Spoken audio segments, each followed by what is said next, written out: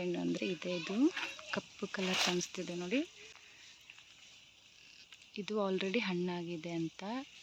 ಇಲ್ಲಿ ನೋಡಿ, ಇದು ಗ್ರೀನ್ ಕಲರ್ ಇದೆಲ್ಲ, ಇದನ್ನು ಕಾಯಿದೆ ಅಂತ.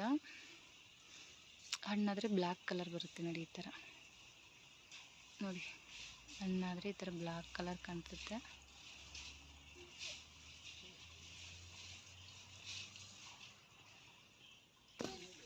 ನೋಡಿ, ಇದ್ರ ಸೊಪ್ಪು ಯಾವ ಥರ ಇರುತ್ತೆ ಅಂದರೆ ಈ ಥರ ಇರುತ್ತೆ.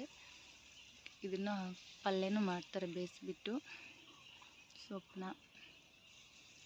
ನೋಡಿ, ಇದು ಗ್ರೀನ್ ಕಲರ್ ಕಾಯಿ. ಇದು ಸೊಪ್ಪು ಈ ಥರ ಇರುತ್ತೆ ನೋಡಿ. ಹಣ್ಣು ಈ ಥರ ಇರುತ್ತೆ.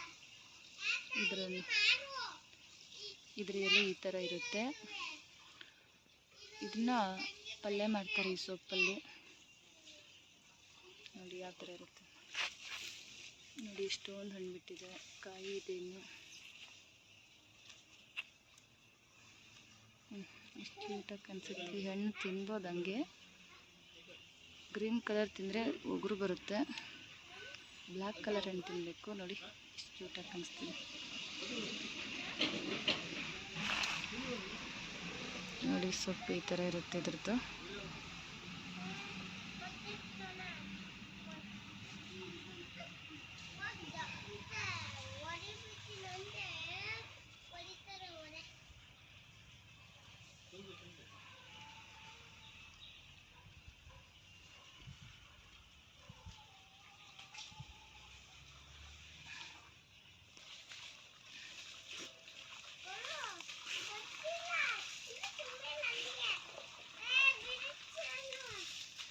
ಸೊಪ್ಪು ಈ ಥರ ಇರುತ್ತೆ ನೋಡಿ.